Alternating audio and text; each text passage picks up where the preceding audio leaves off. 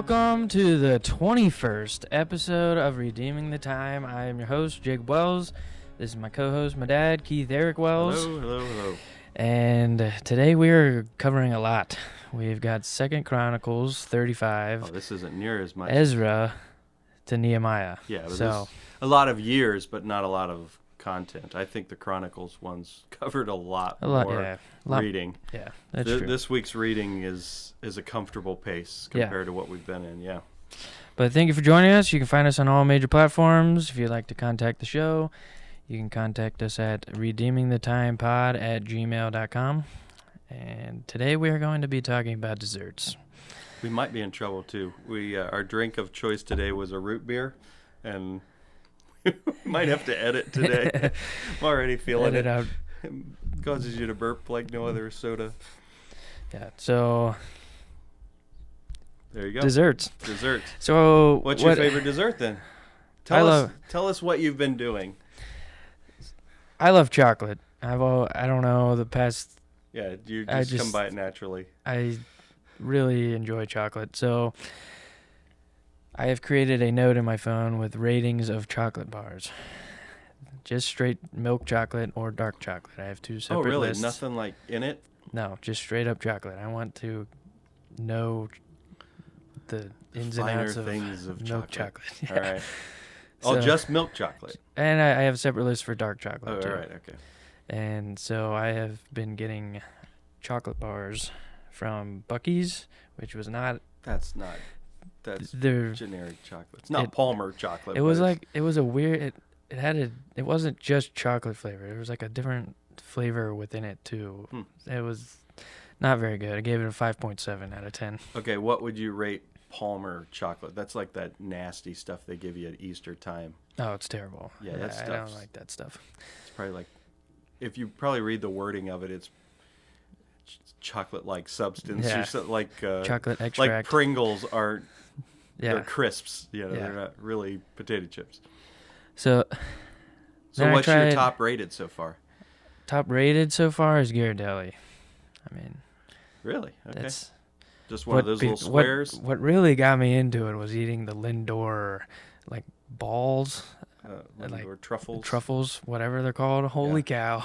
We got like a bag for Christmas from somebody, and I didn't open them. And then once I opened them, they lasted like a week, and there's like 40 of them in there. That's not good. It's not good. That's not good. But they're so good. I had a friend that every day he worked downtown, and he would go buy. This is when there were department stores downtown. He would buy one of those Ghirardelli squares, and he would eat one a day after lunch. Those are good. Ghirardelli's got good chocolate. That's your favorite? That's not your favorite dessert, though, is it? That's not my favorite dessert. What's your favorite dessert? A chocolate malt from UDF or Meg's fudge brownie from Flubs. Number 32. I know the number. That's pretty good. Yeah, there's nothing like a malt from UDF. Yeah, I think we shakes said that are okay. already. Yeah, but the malt, you got to have the malted in there, and you got to have a kid that actually knows how to put malted in there. Unless it's just at the bottom. Yeah, that's gross. But I did try the I'm hungry. Oops Butterfinger at Flubs, number like 10 or something, and it was great. Yeah. I'm trying to branch out from Meg's fudge brownie and actually try different flavors. What's yours? We're big on Flubs here, yeah. Yeah. We're having a Flubs day at church in July, just so you know. One Sunday night we're going to have Flubs. I think it's the 14th. I think that's it. But somewhere around there. It'll be in the bulletin. You'll love it. Yeah. My favorite, chocolate eclair cake is good. I have enjoyed that. I like it, but that's okay.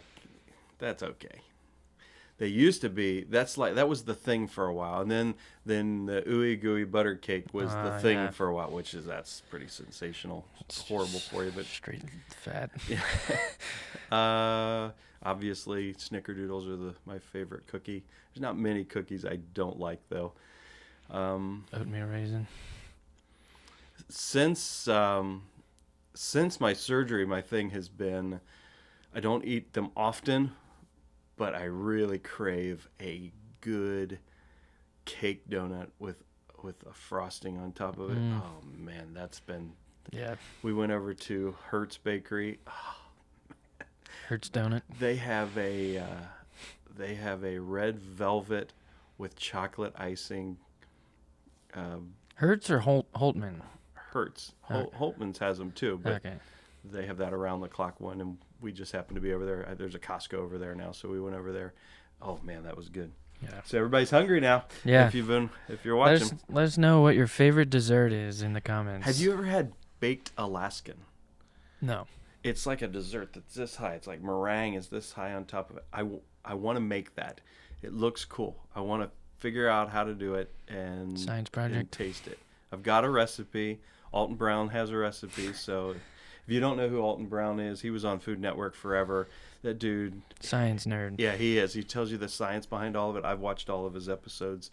He's not on anymore, I don't think. I think he retired, but good stuff. Yeah. That wasn't as exciting as I thought that was going to be. I thought we were going to really want dessert after that. I do. You do? I want a chocolate What's your bar. favorite candy bar? Chocolatey payday now. Holy cow. Yeah, I'd never had one of those. You told me that's pretty good. Holy cow. Yeah. Well, mine is my created. What is it again? when you when you have what is it?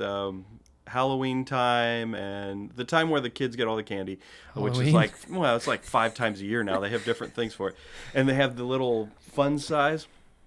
The greatest candy you will ever create is taking a little Snickers and a little Twix. The proportions are right there. You can't do it with a normal size candy bar, and you eat them together. I call it a Snicks.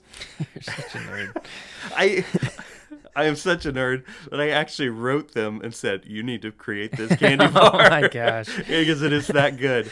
You get the didn't know cookie, that. the caramel, the Snickers. Oh, it's so good. Yeah, it is good. A Snicks.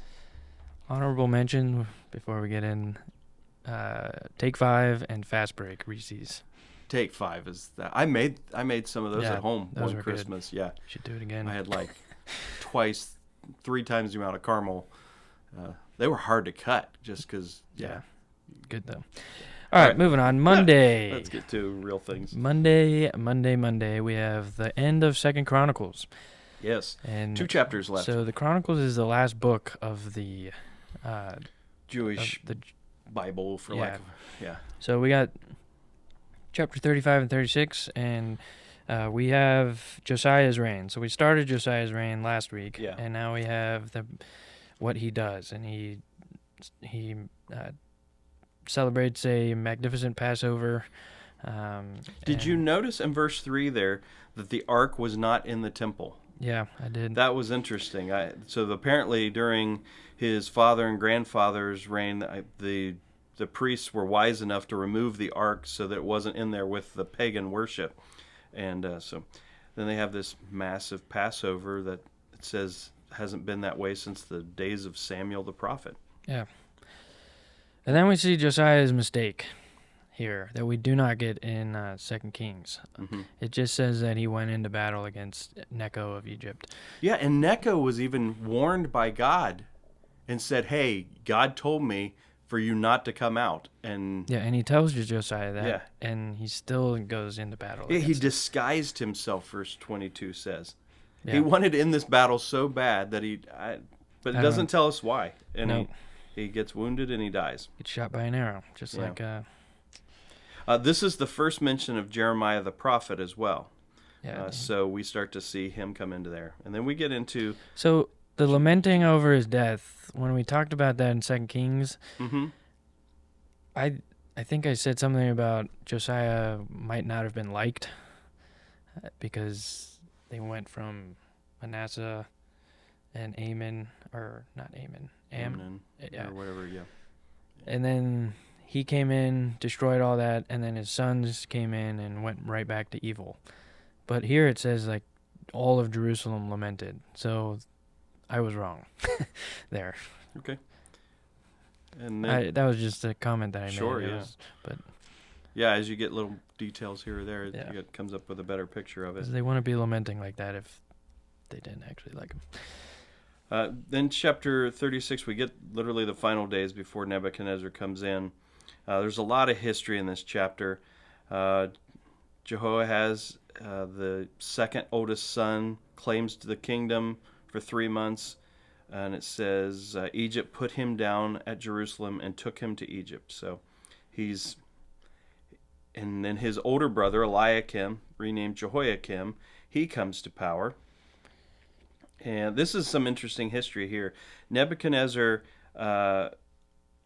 came after 11 years and bound him to Babylon. So he'd been king for 11 years. Nebuchadnezzar comes, binds him up to take him to Babylon, but he never takes him there. He just binds him to take him, because we find in 2 Kings that he didn't go there. Mm-hmm.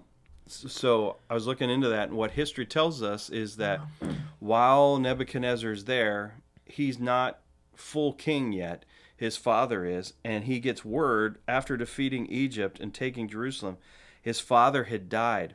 So he takes some of the captives with him, like Daniel, Shadrach, Meshach, and Abednego, and he quickly heads back to claim the throne in Babylon. So that's probably why he doesn't take Jehoiakim with him. But either way, Jehoiakim, his son gets put in place. Now here's something that's I'm into this. These are important to me.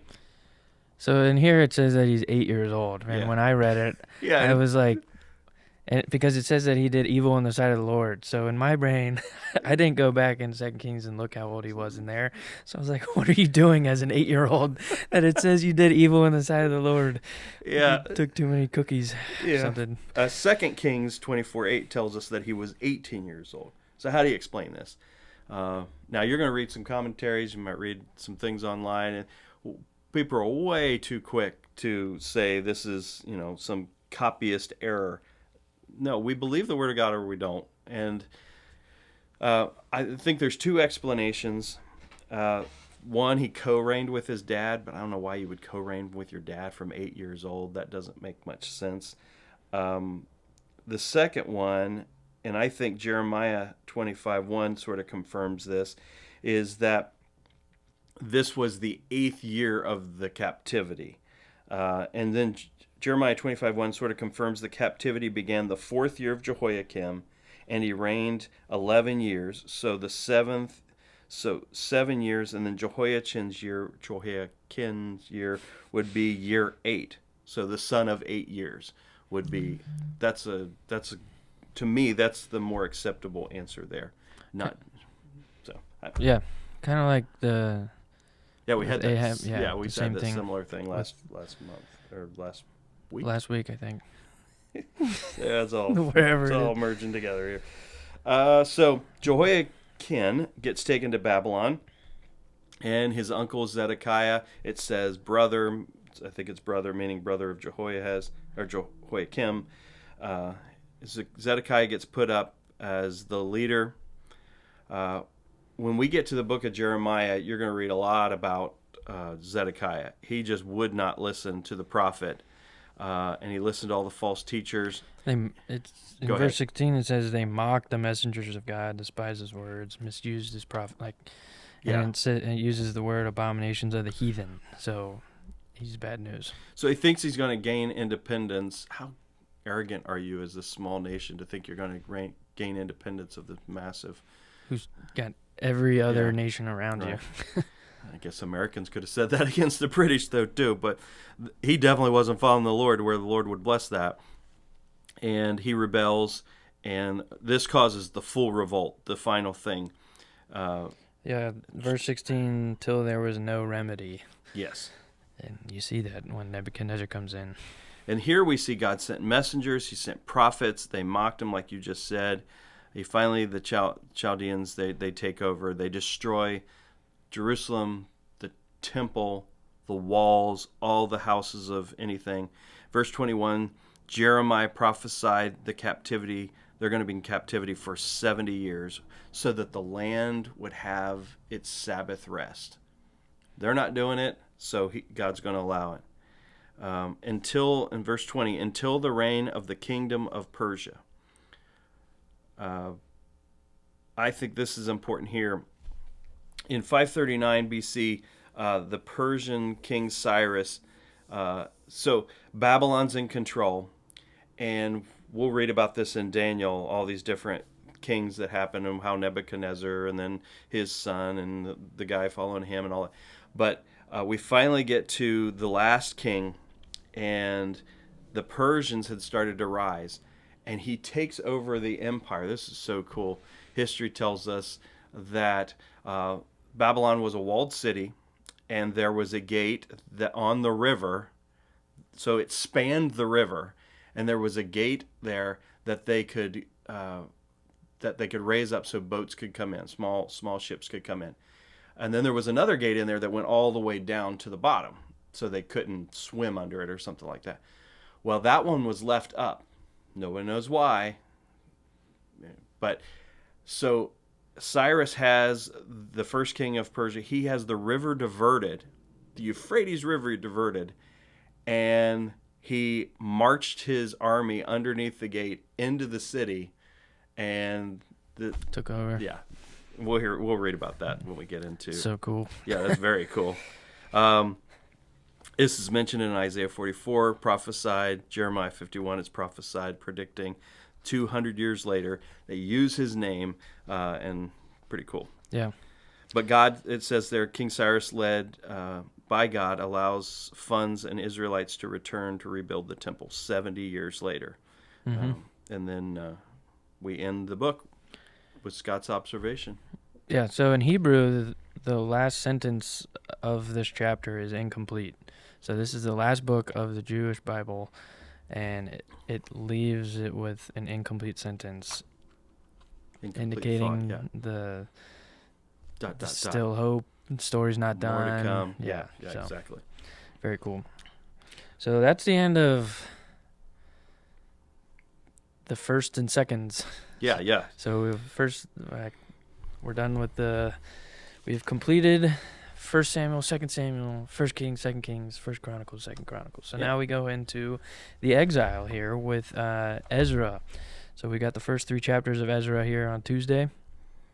And so Nebuchadnezzar destroyed the temple. Babylon is no longer the top dog. So we had Assyria, Babylon, now it's Persia. And this is where we get into Ezra. So let me give you a little history there, if you don't mind. Mm-hmm. So after the final destruction of Jerusalem, remember from 2 Kings, they set up a guy, Gedaliah, to be in charge. He's the governor, not the king. They go in. The people that are remaining there, they kill him, and most of them go into Egypt, into hiding. Anybody that was productive or skilled, they'd been taken to Babylon. Nebuchadnezzar, as I mentioned, we'll talk about him in Daniel. Eventually, generations go by. The guy who's really the king, he doesn't stay in Babylon for 10 years. He's over in this Arabian peninsula, oasis, and he leaves his son Belshazzar as the regent, and that's when this attack occurs, and they take the city of Babylon. So you have this group of people. If you look where Babylon is, and you go northeast, all over top of that, that's where the Medes were. Below that, to the east of Babylon, are the Persians. And Cyrus there's a marriage between the Persian king and the princess of Medes, and their child is Cyrus. So it's sort of this merger to create this Medo-Persian empire. So he represents both royal houses, and he has a super rapid rise to power. Cyrus the Great. Cyrus the Great, or Cyrus the Second. And he's the one mentioned in the book of Isaiah. He conquers Babylon, and basically all of what was the Babylonian Empire becomes the Persian Empire plus. And he reigns from, not he, but the Persian Empire will reign now from 559 BC to 330 BC. So we've got 220 some years here until Alexander the Great comes over from Greece, Macedon, and he subdues, and that all becomes the Greek Empire. And he expands it even more. So what's going on now? We've just went from the end of Chronicles, and now we've jumped forward and we're going to look at about 130 years of history now between this time. There are 6 books that we're going to read that are post-captivity. So there are some while they're in captivity that we'll read about, but these are the ones after. It's Ezra, Nehemiah, Esther, Haggai, Zechariah, and Malachi. So the rest of the Old Testament, after this, after Ezra, Nehemiah, and Esther, everything after we read through these next 3 books is not really in chronological order. What we've read up to this point now was chronological. Everything we read now will just go, if you look at that timeline we've gone over and that we're going to go over today, everything else you read will be like, this is here, and this gives more detail here, and this gives more detail here. So they sort of drop in and they tell us more about the kingdom, or they tell us more about the captivity or post-captivity. And they're arranged by genre, like poetic books. Prophets, minor prophets. Yeah. And then within those, they're typically arranged by size. So if you've never read through that, the rest of what once we get through Nehemiah, everything else is within that time frame that we were talking about. And it's just given more detail along the way. And we'll explain where these go. And all that jazz, so that it will help knowing what you're reading, when you're reading it, and all that jazz. I just think it's important to know, that because the first time you read through, even the second, third, fourth time you're reading through some of this stuff, you're like, where is this in the timeline? Yeah. And even today we're going to talk about the Ezra and Nehemiah. There's some debate on some of this. I don't think there is, but there are some folks that think that. So when we get to Ezra 1, 70 years has now passed since the end of 2nd Chronicles. 2 empires. We're now into the Medo-Persian Empire and the return to Jerusalem. And we get to Ezra 1. Yeah, so we see that Cyrus the Great is stirred up by the Lord to let his people go back to Jerusalem and rebuild the temple in his first year. And so Cyrus makes the decree that you can see in the British Museum on the Cyrus cylinder. Oh, yeah. And it's the decree to allow them to go back. Sure, you can Google that. Yep, you can. Yeah. Very cool. But he doesn't just allow them to go back. He funds their efforts. He gives them what Nebuchadnezzar took from them, and some. And you see him. He was stirred up by the Lord, and he allows them to go back. So that decree is very important moving on. Without a doubt, because they're going to go back and, hey, search the records. Did this really happen? Yeah. And if you notice, verses 1 through 4 are almost exactly what is written at the end of 2nd Chronicles chapter 36 that we just read. Yep. So we've always said, we think Ezra probably wrote 1st and 2nd Chronicles. Well, based on this, he probably did. I mean, it's almost the exact same wording. Yeah. So that gives a pretty good indication of this.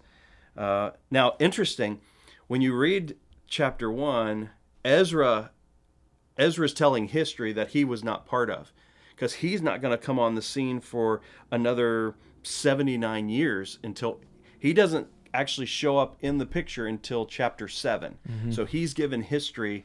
There were 2 waves, actually 3, but in this book, there are 2 waves of people that come back to Jerusalem, and he's not part of the first wave. He's just given the history of that. Yeah. And do you have anything else in 1? Oh, yeah. Couple more things. I read some folks that thought, maybe Daniel, while he was there, mentioned, because he's around till Darius, so 2 more kings after this, maybe he shared a little bit of the prophecy of Isaiah to King Cyrus. Maybe he did, maybe he didn't, I don't know. The famous professor and author Edwin, I never say his name right, Yamauchi, he was a professor at my... That's how it's spelled. It probably is right. He was a professor up at Miami University. He's like a genius in Persian history. And so he thinks this as well. He says, we know Persian kings paid close heed to prophecies. And then he lists different prophecies from ancient civilizations that they heeded. And their records are phenomenal. Yeah, they're very intricate. Yeah, exactly. So, it's important to put this decree in writing. It was, he asks him for it in writing as well, because it's not just, yeah, you gave me permission. I need to see this in writing, as you mentioned. Yeah. So, as you said. Yeah, so they go back and they, Yeah. the captives return. Even in 1, it says they willingly offered and stuff like that. Yeah. So, chapter 2, we get the list and numbers of the people that returned back to Jerusalem, as well as the cattle and stuff they had. Verse 2, we meet Zerubbabel, and he's important because he is a descendant of King David and King Jehoiakim. Kin. That was there. Chinism. I always want to say that. And he's also known, and we'll look in verse 8 and then chapter 5, verse 16, as Sheshbazzar. It's the same guy. But both say that he is the man that laid the temple foundation. And we know it also says Zerubbabel did that. So it's the same guy. And then the other guy is Joshua, which that's great because that's Jesus in Greek. That's Joshua in Hebrew. He's the high priest at this time. So you've got your king, and you've got your he's governor, but you've got your governor under the lineage of David, and you've got the high priest. So that's a big deal. And then it just lists all these families, which, as we know, that's important because of all of the inheritance that had been given them. Yeah. Yeah. Then they offer freely to the dedication of the building of the temple at the end there. Yeah, verses 36 through 39, it talks about the priests. Only 4 of the 24 courses are represented in the so 20 remained in Babylon and didn't come. So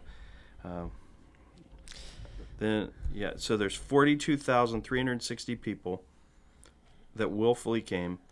They have 7,336 servants, and there's 200 singers. So there's a lot of people here. Yeah. But the Jews who remain in Babylon, they're unwilling to give up their lives and their belongings to go on this. I mean, they've been there for 70 years. Yeah, they've been there for a lifetime. Jeremiah, when we get there, he tells them, plant vineyards, build houses. And now some of them are like, well, I'm going to stay here, and they're not willing to go back. Mm-hmm. Yep. And I would imagine it would be the same today. Yeah. Then we have the short chapter of 3. Do you have any more in 2? No, I don't. And do you not want me to have? No, I don't want to cut you off. You got any more? Come on, man. That sounds bad. All right, we get the restoration of the worship in the temple. We're on the temple foundation here. It's a short chapter. And Zerubbabel is the leader here, and after 2 years, they have the foundation of the temple built. Am I right there? Well, the first thing they do is, in verse 1, it clearly tells us it's the 7th month, which is important, because if we go all the way back to the Pentateuch, that 7th month, that's when the Day of Atonement is, the Festival of Trumpets, and Tabernacles. So before they even lay the foundation, the first thing they do is they set up the altar. Yeah. It's sort of weird, too. It makes it sound like the indentation, the imprint of it is still there. Mm. I mean, you could just see them setting this back up on this ruin. There aren't any walls to protect them or anything there, but they do the sacrifice there. But Cyprus had provided the funding, and like you said, by the 2nd year, they've got that laid, and they've got the Levites back to their duties. And I found it cool that the temple foundation was built alongside with their spiritual foundation being on the Lord and the praises of the Lord. Because in verses 11 through 13, I found this interesting, cool, or whatever, where everybody's singing praises, but the old guys that had seen the first one, they were weeping, shouting for joy, and it says that they couldn't differentiate between the two because there's... Yeah. Do you think they were? I take that as a couple things. Okay. Finish your thought, because I want to see what your thoughts on that. I just found it interesting that they they spent 70 years in captivity, and now they're back. Yes, how old? I mean, these guys are at least 70, they're 70, 80, or I mean, they could have been they children. could have been kids. They could have been kids. If they were adults, they're in their 90s. Yeah. At this point. And so I sort of saw it as some of the men were crying because this is just not what it used to be. And then others were crying because, hey, we finally are restoring some of our heritage here, fulfilling. And it was probably a little bit of both, I would think. Yes, because it says, wept with a loud voice, and many shouted aloud for joy. So wouldn't you have mixed feelings of that? Oh, yeah. I mean, even within yourself, you would probably be weeping on both sides of that. Mm-hmm. We're weeping, finally back, but weeping of the loss, but weeping for the future it as shouldn't well. even have been But God's allowed us to come back as He promised to do this. So what an event that was, probably. Oh yeah, that's holy cow. That's a remarkable day in the history of the country, because I mean, you don't read about anything near that of that magnitude. Even when the temple gets completed, it's just sort of like, and it was finished. Yeah. But this part is the part where the pouring out of their emotions of what happened. Yeah. Pretty cool. Yeah. So now we get into Wednesday here, and we got Ezra 4, which is very interesting, and then we have 4 through 7. So this is the most you'll read, I think, through. This is 4 chapters here, and there is a lot here. Yeah, 4 is a tricky chapter. I know you spent a lot of time on this. I spent probably 4 hours just studying this chapter. I don't say that in any weird. It's just I just kept going back and was like, okay, we've got to have this straight. If we don't have this straight, none of the rest of the stuff makes sense. Because I'd really never studied that chapter to that degree before. Because it's more like a roadmap more than just. Right. So you can't just read it as a narrative. This is a roadmap for what you're about to read. Correct. Yeah, this is the timeline chapter for here up through Nehemiah. Just as when we get to Nehemiah 3 is a roadmap for what happens through the rest of the book of Nehemiah. So there's some key verses in this chapter. So it starts with Zerubbabel's generation, and it covers 4 kings in the Persian Empire. This talks about the opposition to the work, and we should expect opposition to the work of God. It's just a natural thing. Mm-hmm. Verse 2, they're talking during Zerubbabel. Then they came to Zerubbabel and to the chief of the fathers and said unto them, let us build with you. So the surrounding countries are coming. Let us build with you, for we seek your God as you do. And we do sacrifice unto him since the days of Esarhaddon, king of Assur, which brought us up hither. Well, what do they say? Zerubbabel and Jeshua and the rest of the chief of the fathers of Israel said unto them, you have nothing to do with us to build the house of our God, but we ourselves together will build unto the Lord God of Israel, as King Cyrus, the king of Persia, hath commanded us. So we see here, first thing, these people want to make sort of this false alliance with them. It was the Samaritans of the land. They were sort of a mixed group of the poor Jewish people had intermarried, and people that had happened during when the Assyrians were there, had put others there. We talked about that. This is the result. Generations later, we have this mixed group of people, and they only looked as the true God as one of many. And they're like, no, we're not going to taint our true worship of God by doing this. So there's this false alliance. And then verse 4, it says they weakened the hands of the people. So they were doing anything to slow these people down. To frustrate their purpose. And then lastly, they appeal to the king. And verse 5, it says, they hired counselors against them to frustrate their purpose all the days of Cyrus, king of Persia, even until the reign of Darius, king of Persia. So there's one guy, was it Cambyses or something? Cambyses or something. Cambyses, yeah. He was there 8 years. So they don't even mention him. And then we get to Darius. And then the next verse, we're at Artaxerxes. No, at Ahasuerus or Oh, Xerxes. yeah. But, And then the next verse we're at yeah. Artaxerxes. So we cover now 4 kings, and so obviously Zerubbabel's not alive during that whole time, or at least he's in the latter part of his reign. So what happens here? The third tactic is an overall effort to subvert the work at Jerusalem, and they tried to hinder it all through this. There's I would call it a parenthesis between verse 6 and verse 23. This is stuff that doesn't happen at the same time as chapters 1, 2, and 3. This is now telling this is what's happened over the years.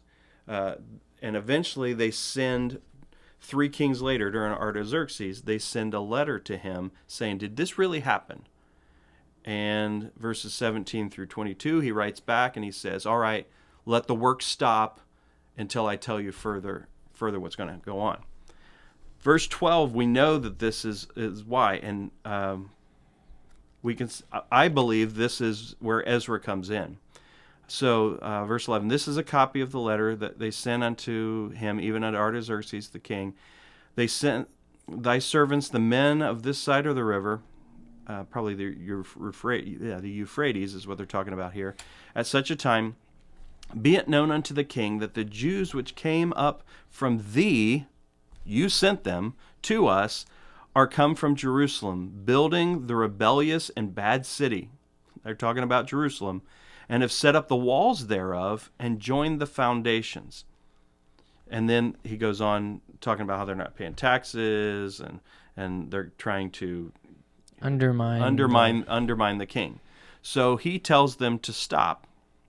And to the point of verse 23, after he sends his letter telling them to stop, he says, now when the copy of King Artaxerxes' letter was read before the 2 guys, their companions, they went up in haste to Jerusalem unto the Jews and made them to cease by force and power. In parentheses, back to verse 5. So the end of verse 5 is a parenthesis. It ends at 23, and then back to verse 24. Then ceased the work of the house of God, which is at Jerusalem. So it ceased unto the 2nd year of the reign of Darius, king of Persia. So I don't know if I'm making any sense here. You are. So you got Darius, the 3rd king, all this other stuff that happens, and then when you get to verse 24, it goes back to here, talking about what was going on during the time of Zerubbabel. So we're going to explain that as we continue to go on. But this is what's important here, that Ezra is sent during this time of Artaxerxes, and he's going to eventually pick up that history. I hope that made sense. That didn't make much sense to me. But basically, 6 through 23 is not in chronological order here. It's when Ezra was... Correct. It's the roadmap of what you're going to be reading over the next few chapters. Yeah. Yeah. So, yeah. I should have just said that. No, no. So, because it doesn't really mention the letter later on. No. But you can kind of imply when it was based off of Ezra and Nehemiah's history. Correct. Chapter 5, so we go back to real time with Zerubbabel building the temple. And we have this opposition, and we meet a guy named Tatnai. So Tatnai is a governor of the empire. Yeah, he's a governor of that region of the empire. Yeah. So he, I think we agree on this, where he wasn't really like the ringleader of the opposition. He was just trying to make sure that what he was doing was correct. I think he's doing his job. King. Yeah. So he might have not liked them, but I think he was doing his job. We don't really know. So in between verse 1 and verse 2, you can go and read Haggai. And this is where, and Zechariah, and this is where they spur the people to keep building. So at this point, they stopped building because they had the foundation. And that was good. And that was good to them, or they got comfortable. And it says that they built houses, sealed houses, which means good houses, and they were getting comfortable, and that's why they stopped building. And then Haggai and Zechariah come in and say, get back to building. Yeah, it seems like so Zerubbabel and all them, they get there, they do the most important thing, getting the temple worship started again, and they start to get some pushback from those around them. They say, no, we're going to do this ourselves. Once they get just the basics of it, they start looking to their own protection, their own houses. We got to build our own, that kind of thing. Got to get to our inheritance. Mm-hmm. And so that's why it was taking so long. Yeah, it took a long time. And because they made their own, so this Tatnai guy, he sends a letter off to King Darius. Because they started building again. Yeah. Which sparks, wait, are they supposed to be doing this for Tatnai? So yeah, Haggai, he's like direct. You're building your own house. You can't build the house of God. Zechariah, he's more like inspirational. It's more of a spiritual thing. Yeah. So you got both going on there. So they inspired Zerubbabel and the leaders to get back to the work of the temple. And they sent a letter to Darius. Tatnai does, would you search the records? Did Cyrus really say this? Because in verses 6 through 16, it gives like the history from David to now, like what had happened, how they built the temple, and how it got destroyed, and now where they're at, and why it was destroyed, and all that kind of 11 stuff. verses of everything we've read so far. Yeah, a lot of what we read, at least. Yeah. So then Darius responds in chapter 6. He had the records checked. This guy's probably wishing he didn't. He has the records checked. I think Daniel had a little bit to do with it. There's no mention of that in the Bible, but I mean, when you're in the book of Daniel, you'll see he was there. Darius, he's the one that threw him in the lion's den, and how he regretted doing that. So there's a relationship there, but nonetheless, they find the cylinder. Yeah. So he writes back, and he says, yes, they're allowed to do this, and you need to help supply out of the taxes so they can get this job done. So if he didn't like him, he was like, oh, man. Are you kidding me? Okay. So it says in verse 13, he responds quickly. Yeah. So I think to me, that makes it sound like he's just doing his job. Well, it says in 12, I, Darius, have made a decree, let it be done with speed. Yeah. So he does it with speed. So 4 years from Darius's letter, verse 15 tells us that the temple is completed. So from the time Cyrus says to do it to the 6th year of Darius's reign, so it took 4 years because it started on his 2nd year. So we got like 78 to 79 years go by before the temple's complete. And not all of that, a great deal of that was just because they just weren't doing it. Yeah, which is why Haggai came in, right, guns blazing. So that, to me, I think I do wonder how much Daniel had to roll in that. I think when we get into Daniel, you'll see what we're talking about a little more there. But that's very interesting. So chapter 7, now we get into Ezra. Right. Where he is granted permission to lead a group to Jerusalem under the rule of Artaxerxes now. Yeah. So there's 55 years between the end of chapter 6 and the beginning of chapter 7. All that we read there in chapter 4 starting to come about. So I didn't know this, but Ezra is a descendant of Aaron? Yeah.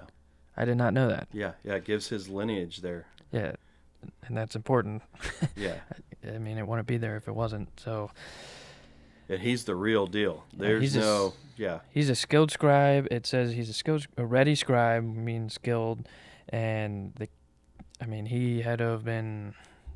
He found favor in the eyes of Artaxerxes. Yeah. And, I mean, there had to have been a lot of skilled people in his reign at this point, with how much land he had, but Ezra found favor in his eyes. Like you said, he's the man. It takes him 5 months to get his group from Babylon to Jerusalem. he gets a letter giving him instruction and permission for anyone that was free to go back, verse 13. So it wasn't like they made people go. Anyone that volunteered, he financed it. He let verse 24, let the priests be tax-free, which was interesting. Anyone that worked in the temple. And then this is important for later when we're going to talk. Verses 25 through 26, he gives Ezra the power to set up government, administrative roles, and judicial roles. And whoever doesn't obey it is executed. Oh, I didn't pay attention to that. Yeah. Very good. It says... not messing around. Yeah, Okay. Right? Yeah, if you say so. I'll have to look again. But. Yeah, let judgment be executed speedily upon him. Like whosoever will not do the law of thy God is executed. Or to banishment, or to confiscation of goods, or imprisonment. Okay. So it's not just execution, but they're supposed to be punished. I think that means executing it, meaning fulfilling. I don't think that actually means execution. Might have been. Whatever. Sorry. No, I didn't. You got to read more than taking it out of context. Yeah, that's a little too literal there, I think. I found it cool in verse 21 where it says, basically says, do whatever Ezra tells you to do. Yeah. Which is going to play into my discussion between the two books, because I think that's what we see some things come up that we have to just imply because it's not really spoken about. Yeah. So now we got Thursday. We got the end of Ezra here. And we've got 8 through 10. And for some reason I love this chapter. With Ezra's journey back, he groups everybody together. He realizes that there's no Levites in the group. So he sends somebody to get them. And there's 1,496 men, so probably around 6,000 people with their families. And then he notices they're not there. Wait a second, we don't have. We don't have workers. We just have priests, basically. Yeah.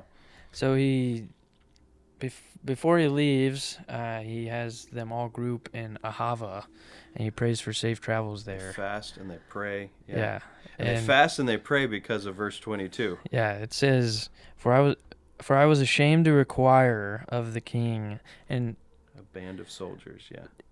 Now we see a shift of I, like he's telling his story. That's a good note. He wasn't part of the first. The historical part in the beginning. Yeah, I was ashamed to require the king of a band of soldiers and horsemen to help us against the enemy in the way. So because we had spoken unto the king, the hand of our God is upon all of them. He's basically, I was ashamed. I talked up God so much to the king, and then for me to ask for soldiers to protect us would be. Yeah, I love it. Yeah, that's good stuff. But they're carrying back gold and silver. And the people didn't like them. On a 5-month journey. Yeah. Of this caravan of people. It is. Yeah, you are going through some treacherous areas.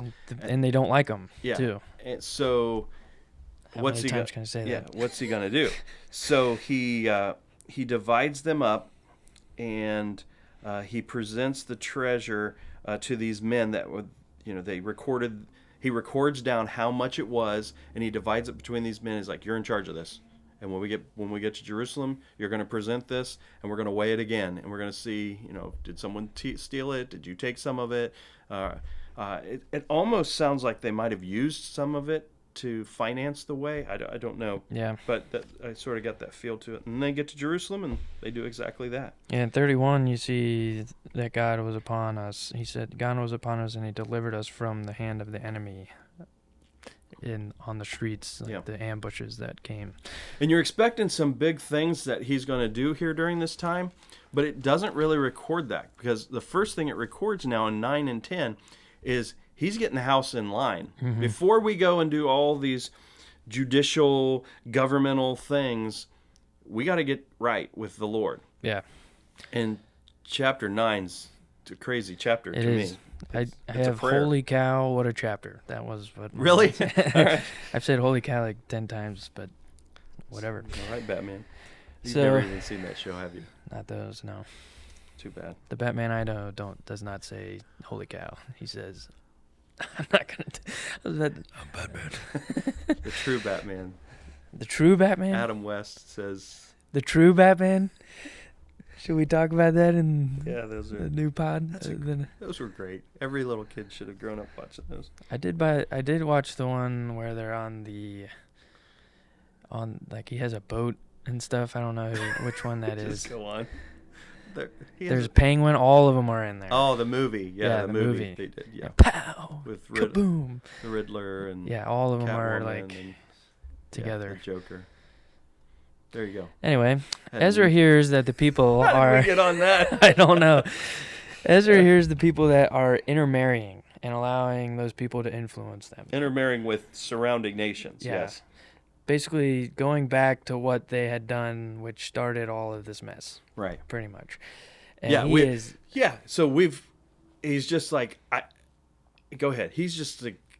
Yeah, it's like Moses. It's very devastated. similar to what Moses went through, where he didn't go into the land, but he led them to it, and then they started intermarrying. He's in utter again. shock that this has gone on. Yeah, it's like Estonied.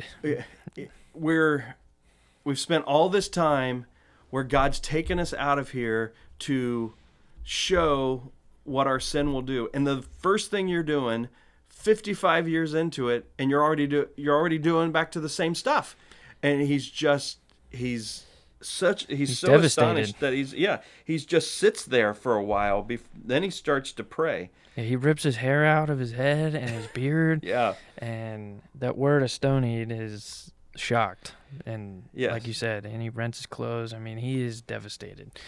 Verse 8, grace has been showed from the Lord our God to leave us a remnant. I love this phrase, to escape. So he's given us a remnant to escape and to give us a nail in his holy place.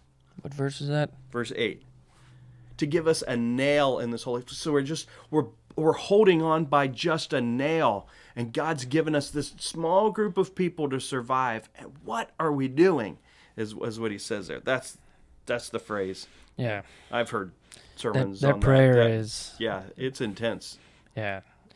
And I mentioned Moses. I saw similarities between him and Moses. They led people back to and he does something that Moses would do and cries out to the Lord for his people. On behalf of them, yeah. He is a true priest in that aspect. So now we go into the last chapter of Ezra. So I feel like we just flew through that, but...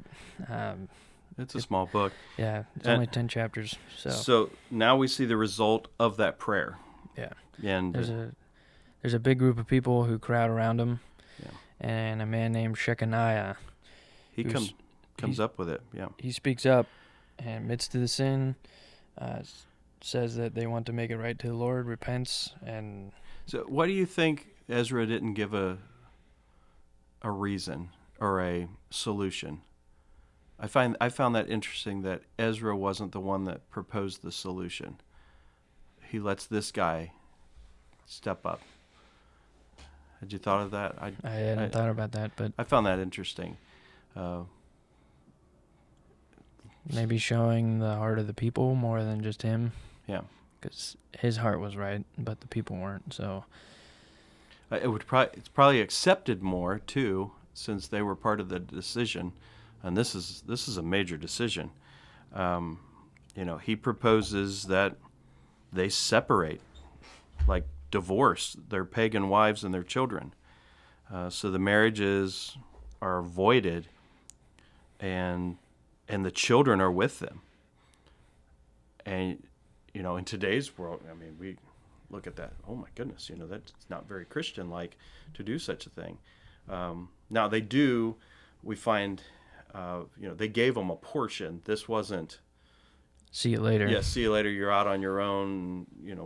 She was the woman was given this opportunity, and then the people were called to verses 5-9 to make a covenant to God, and if they didn't do it, they are going to forfeit their possessions and their land.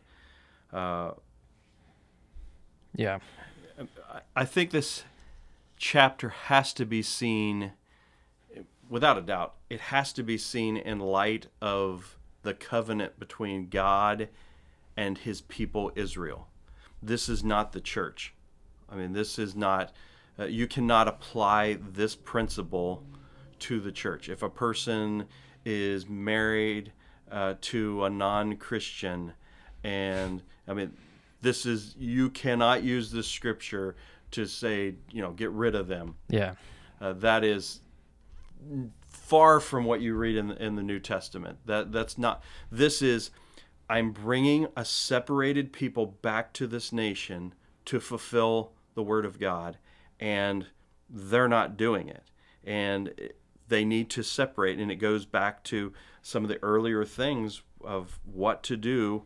How not to have intermarrying between the different nations. So I think that's about as much as I can explain toward that. The next part is like a movie scene to me. It says with a great rain, and it's talking about the rains. It was raining, and Ezra's standing up, and everybody makes a speech in front of everybody, charges to make that covenant with God and go back to, or get rid of their strange wives, and I just can picture it in my head, like this massive town and the guys scene going on there. Yeah. But they say, this is going to take too long. This is going to take a really long time. Give us some time to do this. And he gets a list of men, a group of men, and they go and they carry this task out, couple by couple. And then this is the list you do not want to be on. Yeah. Verses 18 through 44 is a list of every guy that had taken a foreign wife, and you don't want to be on that one.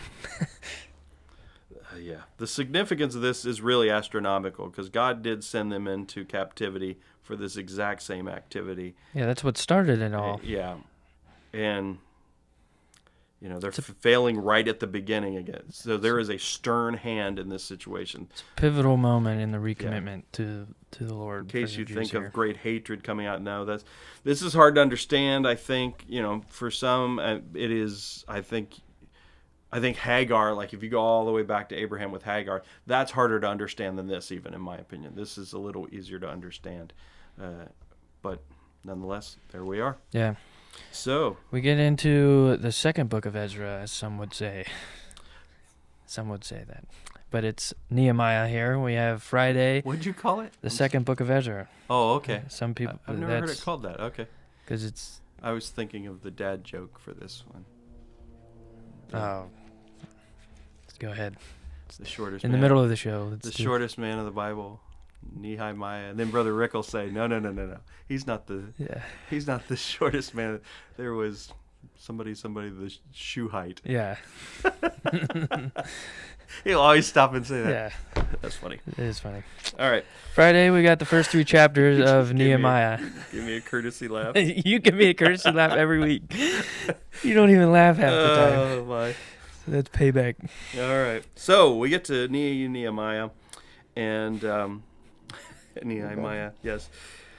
And here's something I'd not really thought of until studying it this time. This man Hananiah comes to back to the king's palace, and he is speaking to. It's like 10, 12 years has gone by, and he is speaking to Nehemiah and tells him how the city has been left. It's the captivity. They're in great affliction, verse 3, and reproach. The wall of Jerusalem also is broken down, the gates thereof burned with fire. Now, there is no way. He says, I heard these words, I sat down and wept. If that was 150 years ago, he would not be weeping. Yeah, this isn't like, this is the first time I heard that Nebuchadnezzar destroyed the city of Jerusalem. So this is not why he is weeping. And I've heard that preached my entire life. But if you really give that some inspection, we know he's during the time of Artaxerxes. So we know this is... that letter. Yeah, this is 20 years into his reign. It tells us at the beginning of chapter 2. So to me, this makes more sense that Ezra was given the opportunity to go and govern the city. We know the temple was done. So what was Ezra doing? Well, Ezra was building. Ezra was having people, they were rebuilding the city. They were rebuilding the wall. And then that letter is sent to Artaxerxes some 10, 12 years later, accusing them of going beyond. We're talking chapter 4 here, going beyond. And he said, stop. Yeah, and scaring Artaxerxes, basically. Right. And then verse 23, it says those guys went gladly up by force. And power. Yeah, what's it say at the end of that chapter again? Force and power. Yeah. And they made them to cease by force and power. So I think whatever had happened up to that point, they went up there by force and power and destroyed the gate, the wall, whatever had been done up to that point. My personal opinion, nobody has full proof on either of that. That's what makes sense with the timeline and what we read in that roadmap on chapter 4. And I'll add to that because at the end of this chapter, Nehemiah is asking for provision and courage and stuff from the Lord with his conversation with Artaxerxes to go back to Jerusalem. If that was 150 years ago, if that letter didn't come between that time, he would probably not be afraid to ask because he had already let Ezra go back. Yeah, it wasn't talking about something that had happened 7 kings ago. So if that letter came and Artaxerxes stopped the building, there is always a fear of bringing something to the king that's not been asked. That's involved in that, I think, as well. But I agree with your point there. Yeah. So I always say all this because there are some out there that believe that Nehemiah was first and Ezra came later on. I don't think that's true. Another reason, in my opinion, is the canon of Scripture was put together by people that were much closer to the time frame than we are, and knew the history of this. And for me to question that is arrogant. I think it's silly. Yeah. To think that. I'm not saying. Not putting you down if you believe something different there. I'm just saying I don't think it falls in line with that. So, and I'm willing to discuss that because I don't know everything. Now, it's interesting here. Now we are 1,000 years since Moses. That's hard to believe. 1,000 years since Moses. And we are 400 years till Jesus Christ. So everything else that's happening here is between that time frame. That's very interesting. Yeah. Like I said, I had always assumed it was the earlier captivity, but now I don't believe that at all. So 12 or 13 years has happened since the end of chapter 10 of Ezra and where we are now. And we see Nehemiah's reaction. And he prays to God. And one of the cool things in that prayer is he is calling on God to fulfill the covenant that he made with Moses and what he made with Israel. You said if we turn back to you, you were going to restore us. Solomon makes that same thing.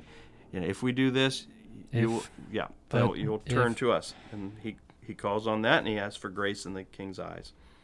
All right. Yeah. So it picks up in chapter 2 right here where Nehemiah does talk to Artaxerxes. And, well, he has a sad countenance, and Artaxerxes is like, what's going on here? Like, why are you sad? And Nehemiah tells him, I'm here being your cupbearer while my homeland is being destroyed. Yeah. And we're around 445, 444 BC at this point. The cupbearer, that was an interesting job. It was more than just like tasting the wine and the food, that it wasn't poisoned. That was part of the role.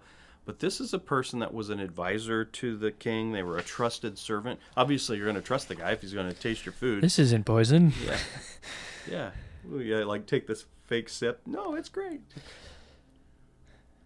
So then Nehemiah's request there to go back is granted.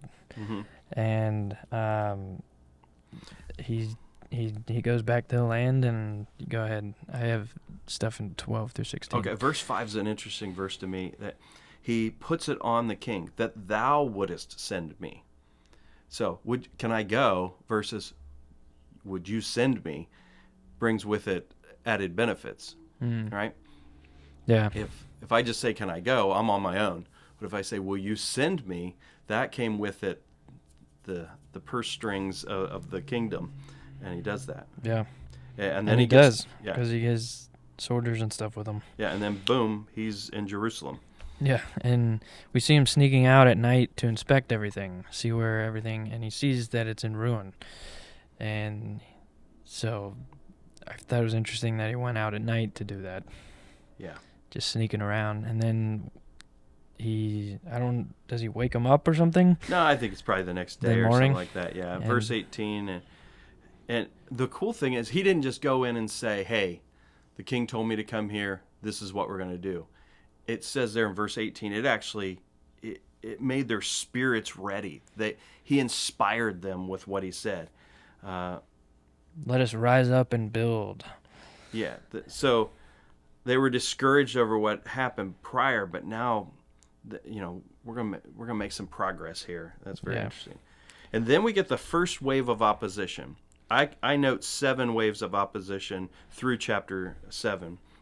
Sanballat and Tobiah. Yeah. These guys, they're constantly doing something. They're opposed to this. This is more than just like the punk down the street. These are actual powers in the area. You got to think of these as, ruling regions, and they're taking taxpayer money away from them. They're taking land that they can produce crops. There's all, this is significant to these men. So this is financial power, all of that. And the first thing they do in verses 19 through 20 is they mock and they make accusations. So the first opposition, and you're going to see these. This is how we are. This is the same strategies that are used today. Verse 20, he sets them straight. So then we get to Nehemiah 3. And we get a detailed glimpse of and this is the roadmap, right? Or is it 4? Yeah. This is the roadmap for the rest of the book. Yeah. Most of the book. Where the rebuilding project here. Yes. And he plans out with the priests, craftsmen, families, and all that, where they're going to be, what they're going to do.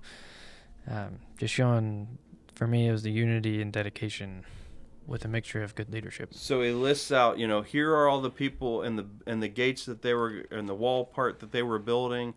And then from here on out, it'll go, and this is what happened while we were doing this. This is what happened while we were doing this. So it's sort of a snapshot of what you're going to see here. It mentions Eliashib. It's interesting. It starts with the name of the high priest. So it shows, the list of all of the people here, and it starts with the leaders. And that's an important thing, that the leaders were there. They were setting the pace for what was going on. There was a oneness. Guzik's observations, the need for believers to work together. You'll see over and over the son of. There were families that were serving together, and then you just see what an incredible Nehemiah is. Yeah. So in Haggai, going back to that, there's a cool thing in there where it has Zerubbabel, then his men, and then the people. And every time it mentions something happening and stirring the people up, it starts with the leader, then his men, and then the people. And that's what happens here. It starts with Nehemiah, and then the high priest, and then the people follow in suit. Yeah, and you'll see one of the things they try to do is to break down his leadership in the eyes of the people.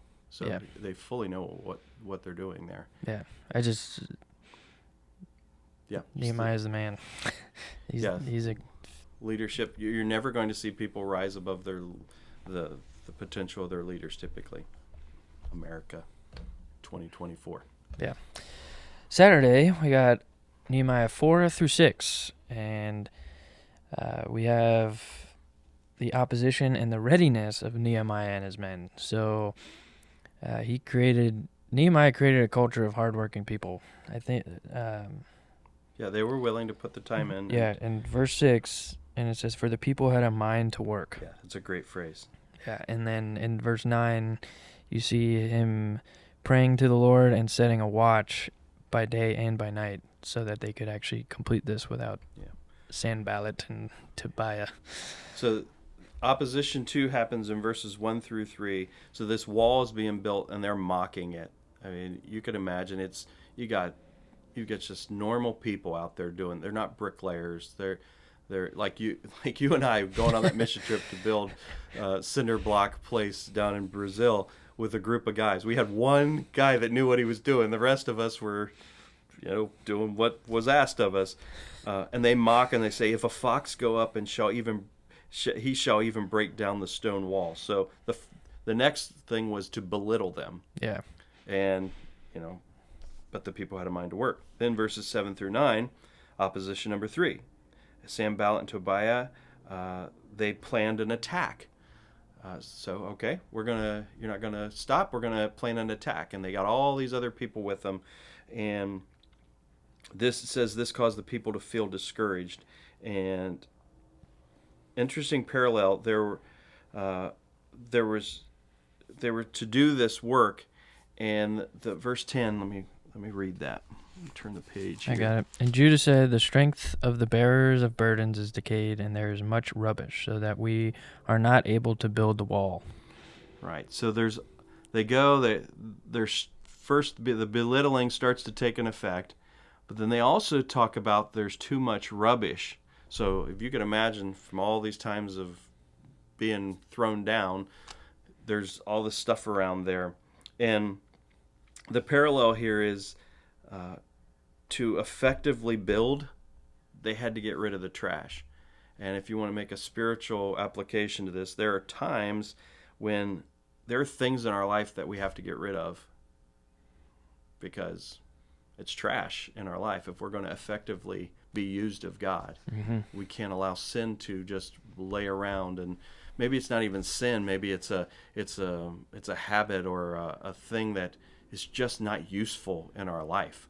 Not sinful, just not best. Yeah. And that's what we see here. But so after the attack threat, half the people they're all carrying weapons. Half the people are on guard while the other half work, and so on and so forth. Verse 17 it talks about help me out where I'm in the wrong chapter. They which builded on the wall, and they that bear burdens with those that laded, everyone with one of his hands wrought in the work, and with the other hand held a weapon. Right. So I think that probably indicated that they did both roles. I don't think they actually were holding a sword while they're carrying a rock in the other hand. That doesn't make much sense. So, but they were all either on guard or they were fighting against or on building the walls back. Yeah, for me, the big takeaway in this chapter, which it's cool to see us have different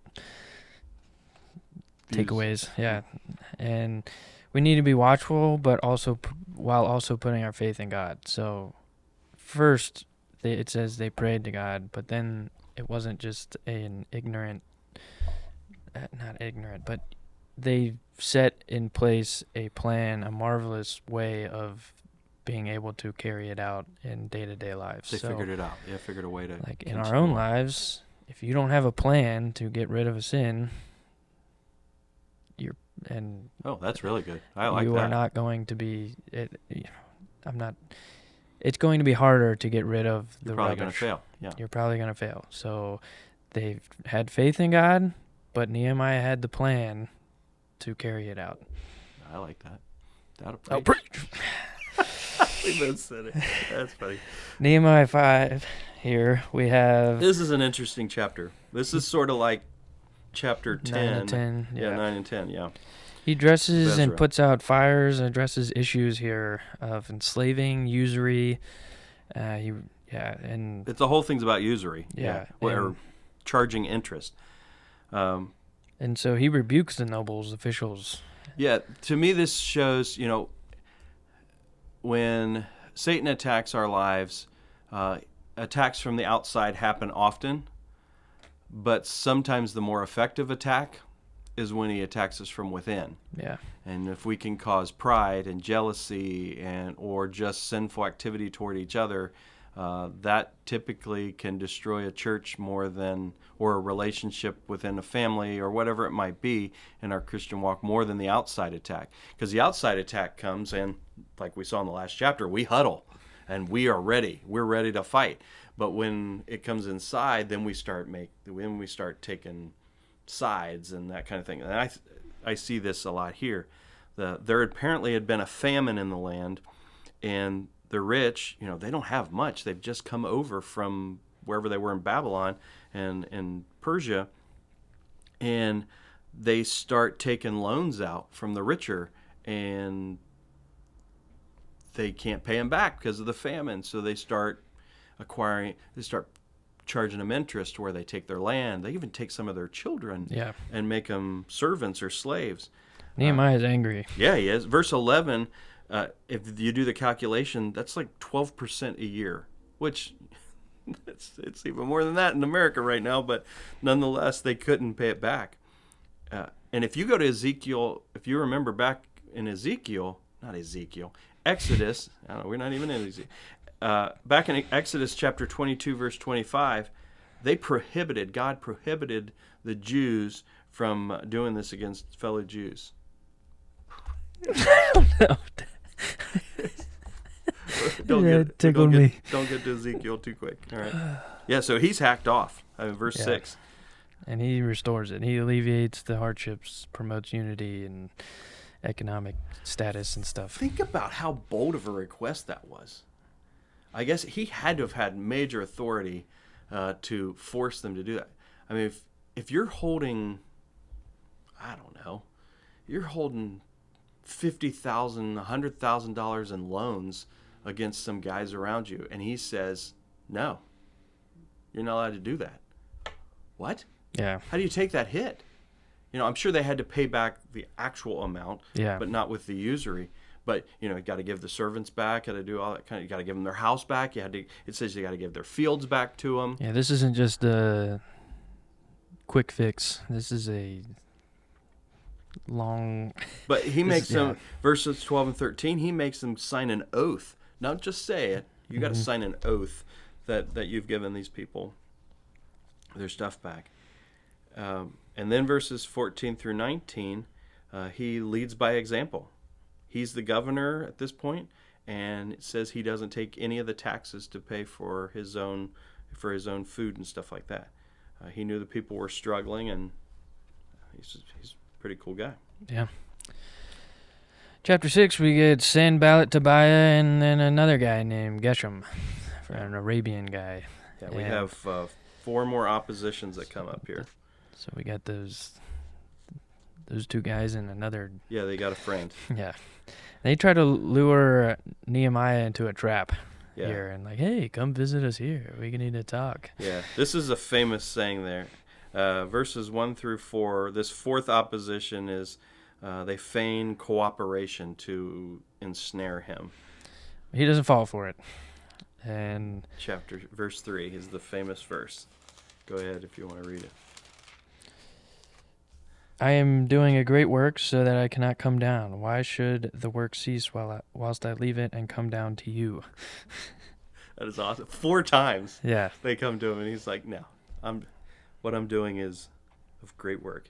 And then the 5th time, they said the 5th one, right? Yeah, and this is the 5th opposition. So the 5th time they make up a lie, and they're like, you want to make yourself king? We're going to go tell Artaxerxes. They spread a rumor, yeah. Yeah, this is slander. So the first time's a snare, this time's a slander, and then verses 9 through 14, the 6th opposition, they hire this guy to discredit him, and the guy acts like he acts like God has spoken to him and says, hey, come in, your life's being threatened, come into the tabernacle or the temple, and you can hide in here. Well, God had given him clear instruction what to do, and if he would have gone into that, it would have discredited him that he believed God had actually sent them to build that wall. And all the other people would have been like, what? He's hiding white? Yeah. And we're out here on our own? So they were trying to discredit him. And he's just a wise man, Mm-hmm. discerns that this religious speak is inconsistent with what God had already instructed him to do. And then they finished the wall in 52 days. Still needed the gates, but yeah, the wall was done. Which astounds adversaries, and they dislike him even more. Yeah. To me, this is one of the... Obviously, it was miraculous what they did, but I think this also, the short period of time, points to there was some basis of that wall there already during the time of Ezra. That's my opinion. You don't have to agree with me on that, but that is my opinion. But we see verse 16, talking about the enemies, they perceived that this work was wrought of our God. So that's... Yeah. And then the opposition, the seventh one, we see Tobiah had all during this time had used his alliances within the city, using influence to threaten from without, to try to put him in fear. Yeah, to put him in fear, but he doesn't fall for it. Nehemiah is the man. Yeah, Nehemiah. So Sunday, it's a long chapter here. We have one chapter, chapter 7, and this is the census. After the wall is complete, you see all the gatekeepers, singers, priests. Well, he appoints those, and then he lists goes the back children. and does the genealogy. Yeah, so I called it guards, gates, and genealogies. You like that one? Nice. That's like a BJ. That's like a BJ title. Yeah. So yeah, the gates are finished. It's time now to build the city. Verse 4. The city was not built. So you got a wall, you got a temple, and the city itself needs some structure to it. And he goes all the way back for the rest of the chapter, and he's not given the list of the people from the time of Ezra. He's given a list of the people from the time of Zerubbabel, the very first. Excuse me. And only 2%. Some guy did a calculation. I can't prove this. You can do the calculation. It says only 2% of the exiled actually returned. 2%. 2%. Wow. It's not a lot. Yeah, so... A nail. Yeah. Yeah. I didn't know that. So that's this week's reading. Yeah. The importance of this list, is the inheritance, them getting that. But it also shows the wall creates a place for the people to do what God would have them to do. So, and we'll finish up Nehemiah next week. I thoroughly enjoyed studying these. So, the joke this week is courtesy of my longtime friend from school who has been watching it, which makes me want to shout out all of my buddies that have been watching it. That's good. And good to have you guys. Keep on keeping on with the reading. It's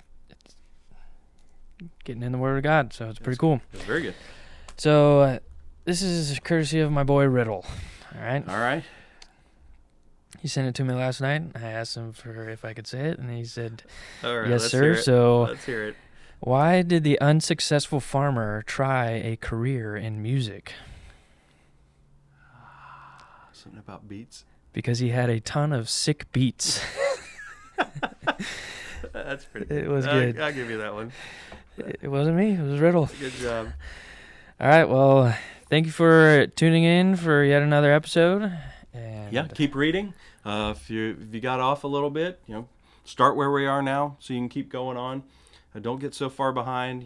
If you just stop and let's go where we are this week. And and thank you for all the kind words that you have been we've appreciate shared it. with us. Yeah, we're thrilled to hear when somebody's watching, listening, all that kind of stuff. And hopefully we community together as we read through the Word of God can share questions and observations. I actually get more observations, I think, than I do questions. Yeah.